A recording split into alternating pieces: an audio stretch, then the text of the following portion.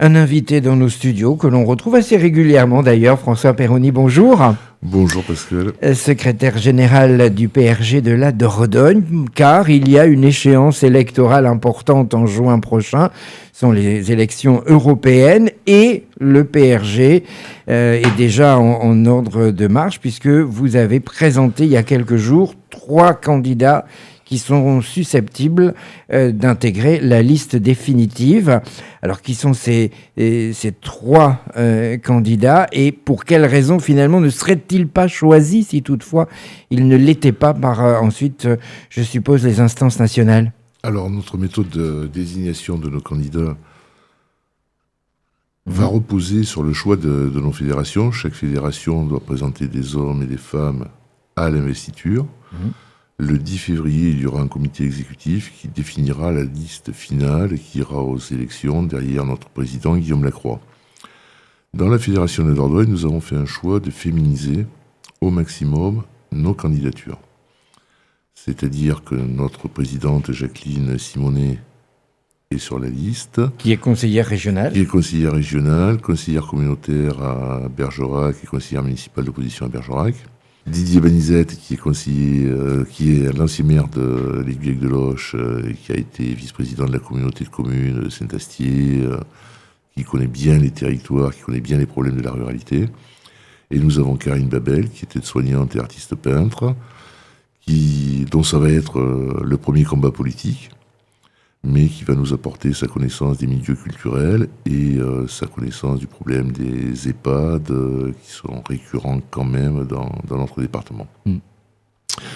Suite à ça, les candidats seront désignés, mais ça ne va pas nous empêcher de commencer à battre le terrain sur les problèmes de l'Europe, parce que sans l'Europe, on n'existe plus. Le programme, il va y avoir un volet national sur la gouvernance de l'Europe. C'est quand même inadmissible que toutes les décisions soient prises à l'unanimité.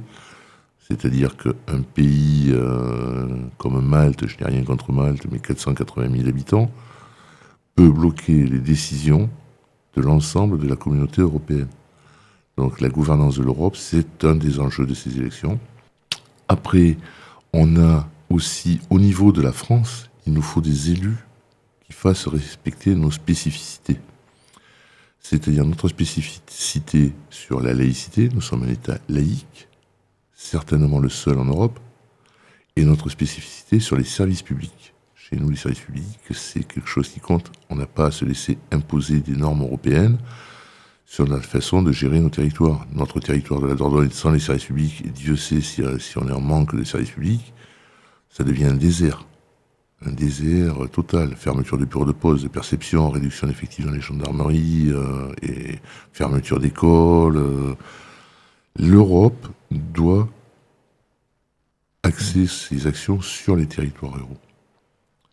Et pour nous, notre ADN, à nous, radicaux de gauche, c'est la ruralité, et nous serons présents dans ce combat. Nous avons commencé, nous y serons en toute indépendance. Ça, je tiens à le préciser. Nous avons commencé lors des dernières législatives. Nous avons refusé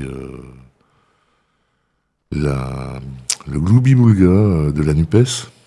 Il n'existe plus aujourd'hui. Hein. Jean-Luc Jean Mélenchon. Jean-Luc Mélenchon a dit qu'elle n'existait plus. Moi, j'attends que nos amis socialistes disent qu'ils n'y sont plus. Ils n'y sont pas tous. Hein. Il y en a qui n'ont pas adhéré à la NUPES. Le Parti socialiste, en tant que tel, officiel, a adhéré à la NUPES et ne l'a pas quitté. Il a décrété un moratoire. Alors, un moratoire, soyons clairs, s'il y a les européennes, on se compte, on veut des députés européens, on espère en avoir quelques-uns. Mais après, on fait quoi? Vous revenez à la NUPES, mes camarades socialistes? Vous la quittez définitivement? Mais dites-le. Dites-le.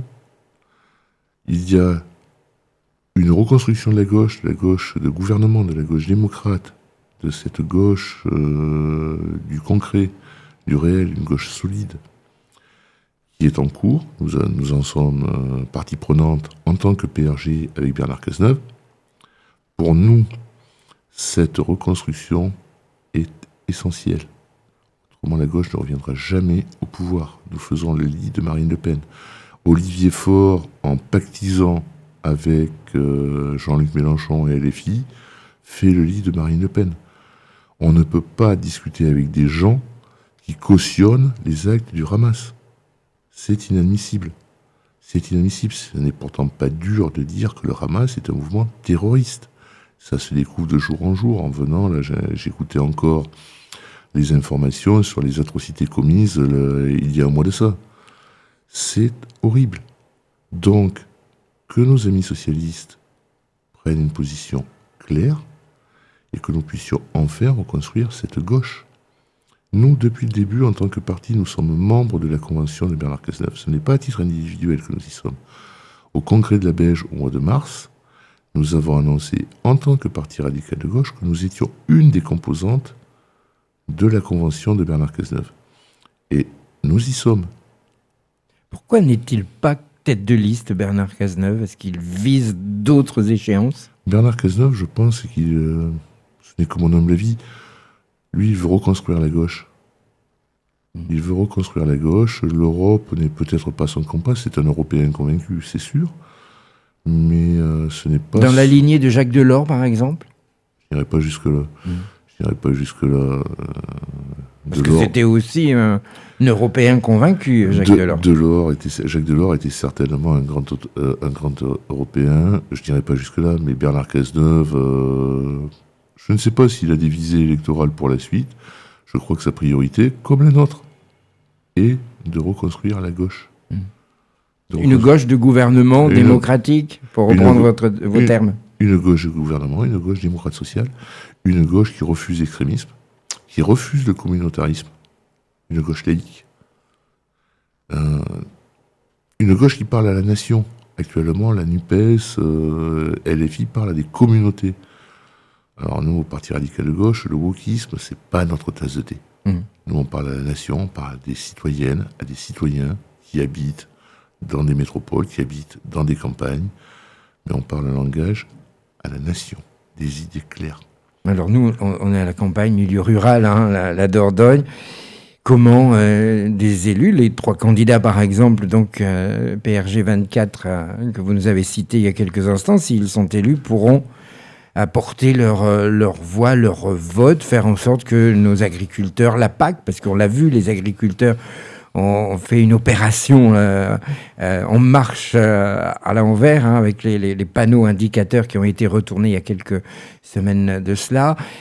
Ils vivent beaucoup, les agriculteurs, de ces subventions européennes. Ils voudraient vivre tout simplement de leur travail et pas de subventions. Qu'est-ce que vous pourriez proposer ? Alors, une chose toute simple. Nous avons des agriculteurs qui vivent de subventions. Et effectivement, ils veulent vivre de leur travail. Et dans le même temps, nous importons des céréales, mais extra-européennes. Nous importons de la viande, extra-européenne. Et nous mettons des terres en jachère en France. Il faut remettre en place et mettre en place des filières de qualité, mettre en place des circuits courts, mais c'est peut-être pas la solution. Le bio n'est pas la solution. Il faut que les agriculteurs puissent vivre de leur travail et avoir des marchés, des débouchés. Alors, ce que fait un peu le conseil départemental aujourd'hui avec l'opération 100% bio, local et fait maison, il fait travailler le local, les producteurs. 100% bio, bon, avec tout le respect que j'ai pour le conseil départemental, 100% bio, ça veut dire que les enfants d'un produit local, ça veut dire que les enfants ne vont plus manger d'oranges, ne vont plus manger de bananes, qu'il n'y aura plus de poivre. Il y a quelques exceptions, parce que le poisson de l'océan, il vient... Parlons d'agriculture raisonnée. C'est mieux. C'est mieux. Parlons d'agriculture raisonnée. Si c'est pour faire comme dans certains collèges où il y avait des maraîchers locaux qui produisaient des produits, du persil, simplement du persil. Le marché a été cassé pour faire du persil bio. Le problème, c'est qu'en Dordogne, nous n'en produisons pas. Donc, c'est du persil bio qui vient congeler dans ne sait où. Qu'on retrouve dans les collèges. Donc, c'est du 100% bio, d'accord. Mais il vaut mieux l'agriculture raisonnée.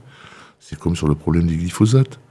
On dit pas de glyphosate. Alors, je suis issu d'un milieu agricole, comme vous, Pascal. Nous savons tous les deux que sur les 20 dernières années, la consommation de produits phytosanitaires a été divisée de façon drastique. Nos amis agriculteurs n'ont pas envie de s'empoisonner, n'ont pas envie de laisser une terre dégueulasse. Ils font attention. Mais sans glyphosate, les rendements chutent.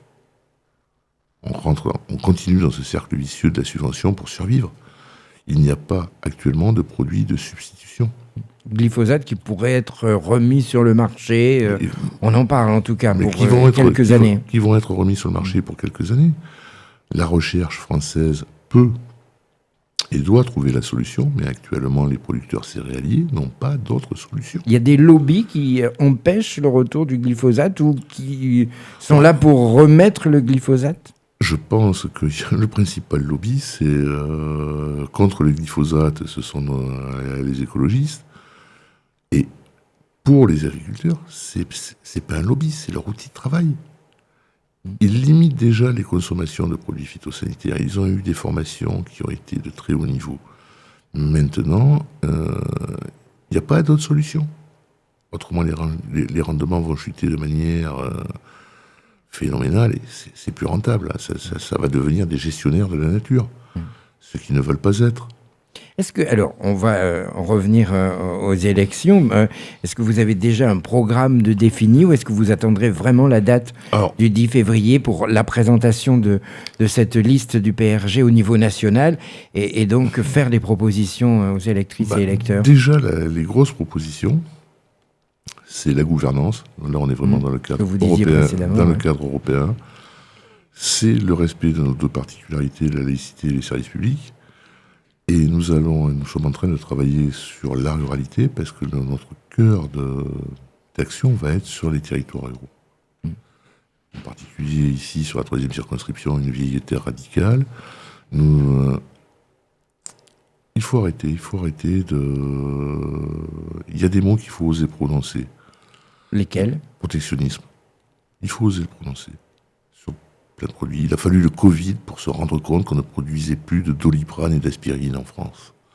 Il a fallu la guerre en Ukraine pour se rendre compte que la France ne produit plus assez de munitions pour défendre simplement son territoire.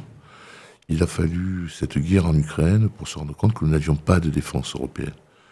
Que ce géant économique qu'est l'Europe est un nain en termes de défense, est un nain en termes de diplomatie. Et là, il va falloir être présent. Il va falloir parler réindustrialisation. Nous, en Dordogne, nous avons des espaces. Nous avons des lycées qui ont des formations de très haut niveau. Donc, il va falloir réindustrialiser. Mais ça veut dire construire, enlever des espaces verts, des espaces agricoles. Si on construit des sites... J'étais l'autre soir à une réunion à la Coquille avec le président Rousset. Et il y a quelque chose qui m'a plu. Nous avons un maximum de friches. Ne serait-ce qu'à Ibérac, il y en a une ou deux qui peuvent être réindustrialisées. C'est pas la peine de construire à côté. Il existe déjà des friches dans quasiment toutes les villes de moyenne importance de Dordogne. Réindustrialisons. On va à Saint-Pardoux, il y a des friches. À Nontron, il y en a. À Ribérac. On peut faire venir des chefs d'entreprise ou alors multinationales certainement pas, mais en tout cas des filiales. Si on arrivait déjà à favoriser ceux qui veulent créer leur entreprise ici, des Périgordins, et pourquoi pas faire venir, c'est peut-être le rôle d'un député européen ou d'une députée européenne d'aller démarcher des entreprises européennes qui voudraient s'installer en Dordogne. Nous avons un savoir-faire, nous avons un cadre de vie, nous avons maintenant avec la LGV, une proximité de Paris, nous avons l'aéroport de Bordeaux. De Brive. De Brive aussi. C'est pas loin non plus. Qui est pas loin non plus avec l'autoroute. Bergerac éventuellement. Bergerac aussi pour certaines liaisons. Nous avons le problème de la RN 21, mais là c'est un problème national, c'est pas un problème européen. Nous avons tous les atouts. Il manque le catalyseur. Et un député européen de la Dordogne, de la Haute-Vienne ou de la Creuse, mais des territoires de l'intérieur de la Nouvelle-Aquitaine, peut-être ce catalyseur. Et s'il est radical de gauche, il peut incarner ces territoires où nous sommes ancrés. Il ne s'agit pas de parler, comme disait De Gaulle, de s'asseoir sur la chaise, sauter comme un cabri en disant l'Europe, l'Europe, l'Europe. Il faut être présent. Il ne faut pas en sortir de l'Europe. Non. selon vous? Non. C'est un suicide si nous sortions de l'Europe. Les Anglais sont sortis de l'Europe. Dernier sondage, ils veulent tous, la population anglaise veut revenir dans l'Europe. Mais est-ce qu'on n'a pas fait tout pour que justement ils soient étranglés, ces Anglais, en disant vous avez pris une décision que Non. nous ne voulions pas, il fallait rester... Je ne pense Et pas. donc on les a étouffés. Je ne pense pas. Ils sont confrontés maintenant à des problèmes tout seuls. Ils l'ont accepté. Ils voulaient se tourner vers l'Amérique. La phrase de Churchill, entre vous et l'Amérique, nous choisirons toujours le grand large. Ils ont choisi. Ils ont voté. Ils sont confrontés à des problèmes d'immigration. Ils sont confrontés à des problèmes de marché. Ils sont confrontés... Comme tous les pays d'Europe. Oui, mais c'est plus facile à affronter certains problèmes quand on est nombreux que tout seul. Même si l'Europe aujourd'hui n'est pas organisée, Ah non, que vous sous-entendiez tout à l'heure, François Perroni. Il faut aller beaucoup plus loin. Nous sommes dans une démarche fédéraliste. Le Parti radical de gauche ne s'en cache pas. Nous sommes dans une démarche fédéraliste, en respectant les particularités de chacun. Il y a un pays qui n'est pas très grand, la Suisse. Il y a 4 ou 5 langues qui cohabitent. C'est un État fédéral, ça marche bien. Mais c'est un pays neutre. Note de moins en moins. Il est de plus en plus imbriqué dans la politique européenne. Mais il faut arriver à un État fédéral. Il faut arriver à avoir des représentants qui soient élus et non plus désignés comme le sont les commissaires européens. Ce qui veut dire aussi que si éventuellement le PRG arrive au niveau national à avoir une majorité, il faudra aussi qu'il s'entende avec d'autres partis à partir du mois de juin prochain pour insuffler ces idées que vous nous soumettez là aujourd'hui. Nous, là, notre objectif, nous visons entre 6 et 7 députés européens. Ce qui est pas raisonnable peut-être, mais pas beaucoup. Oui, mais après, les députés européens siègent dans des groupes européens et il y a dans les autres composants de l'Europe des partis qui partagent la même vue que nous, les mêmes objectifs. Donc là, il peut y avoir une entente. Et il peut y avoir une entente. Il doit y avoir une entente. Que ce soit au Parlement à Paris ou à Bruxelles et à Strasbourg, il faut faire obstacle par tous les moyens à l'extrême droite. Donc, il est possible... Extrême gauche aussi. L'extrême gauche en France aux élections européennes ne fera pas beaucoup de fois. Ça n'a jamais été vraiment le fonds de commerce des insoumis. Il faut, par contre, l'extrême droite, oui. Le danger, il est là, c'est un danger pour la République et la démocratie. Au niveau local, LFI représente le même danger que le Rassemblement national de Marine Le Pen. Moi, personnellement, fasciste rouge et fasciste brun, je les mets dans le même sac. Mais nous devons être les catalyseurs de cette gauche de progrès, de cette gauche de gouvernement, que ce soit en France ou au niveau européen. Est-ce que l'Europe a encore sa place entre deux blocs, d'un côté l'Amérique et de l'autre Russie, Chine? Plus que jamais. Il faut que l'Europe s'émancipe. Il suffit de se rappeler le discours de François Mitterrand quand il dit au Parlement européen qu'il appelle les députés européens à être l'assemblée constituante de cette Europe fédérale.